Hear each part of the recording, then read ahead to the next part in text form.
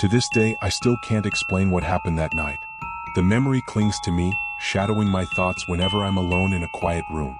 It was 2003, and even now, over 2 decades later, I find myself replaying each detail in my mind, as though one more look might unlock the mystery. Some nights, when the house is still, I swear I can hear that sound again, the rattling doorknob, the furious attempt to break through. It was supposed to be a simple getaway, a short escape from the daily grind. My girlfriend and I had checked into a coastal resort, a small, secluded place with cottages spread out across the property. The cottages were designed for privacy, positioned far apart. Our nearest neighbors were a good 200 meters away. It was quiet, peaceful, and perfectly isolated, just what we wanted. The night started off like any other. Around 11 p.m. we sat on the bed, sipping beers and talking about nothing in particular. We turned off the lights, leaving only the faint glow of the TV casting shadows across the room. The rhythmic crash of waves outside was hypnotic, and everything felt calm. Then, out of nowhere, the silence shattered. The doorknob rattled violently. It wasn't a timid knock or a slight twist. It was fierce, as though someone on the other side was trying to tear it open. My heart leapt into my throat and I instinctively jumped up, my mind racing to process what was happening. There was no double lock on the door and I didn't know how sturdy it was, so I did the only thing I could think of. I threw myself against it, using my weight to keep it shut. The rattling continued, unabated, a relentless assault that sent vibrations through the wood and into my back.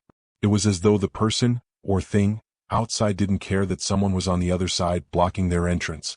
Oddly, there were no shouts, no demands, nothing to indicate who might be out there. Just the angry twist and shake of the doorknob, as if something wanted in at any cost. As the noise continued, I found myself gripped by a terrifying thought. What if there was more than one person out there?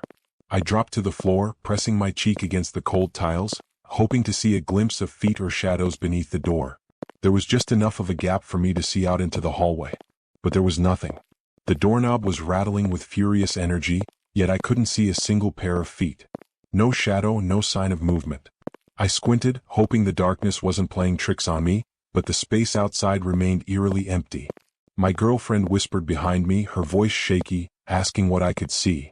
I couldn't bring myself to answer her because I didn't have an answer.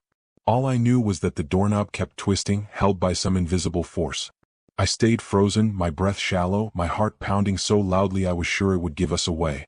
Then, just as suddenly as it began, the rattling stopped. Silence fell over the room, heavy and suffocating. I pressed my ear to the door, waiting for any hint of footsteps or voices, any indication that the intruder was walking away. But there was only silence, a void where sound should have been. I looked back at my girlfriend, her face pale in the dim light. My mind raced, torn between the urge to investigate and the primal fear that told me to stay put.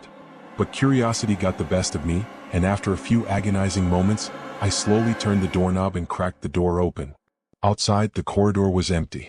The sandy path leading up to our cottage was untouched, smooth and undisturbed. I stepped out, my heart hammering, scanning the area for any sign of movement. The air was still, the night oppressively quiet. I half expected to see someone lurking in the shadows, watching me with cold, unblinking eyes. But there was no one. My eyes drifted down to the sand, searching for footprints. The cottages were surrounded by sand, soft enough that even a light step would leave a mark. But the path remained pristine, as if no one had been there at all. I stood there for what felt like an eternity, trying to make sense of what had happened. My mind clung to the hope that it was some kind of prank, that maybe someone from the resort staff had knocked on the wrong door. But deep down, I knew that explanation didn't fit. Who would shake a doorknob so violently without announcing themselves?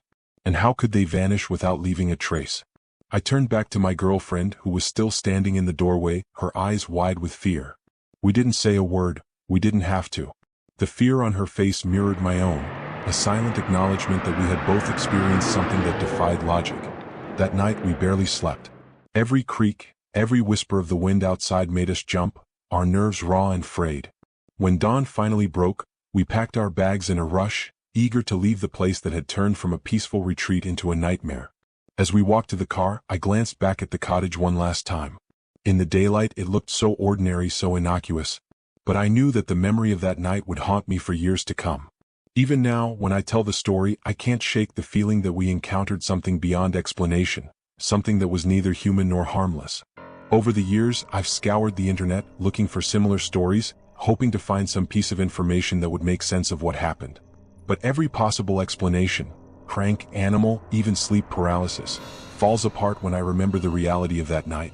The door was rattling with furious intent, yet there was nothing, no one on the other side. To this day I wonder about that night. What would have happened if I hadn't jumped up to block the door? If I hadn't reacted, would the unseen force have gotten in? I'll never know, and maybe that's for the best.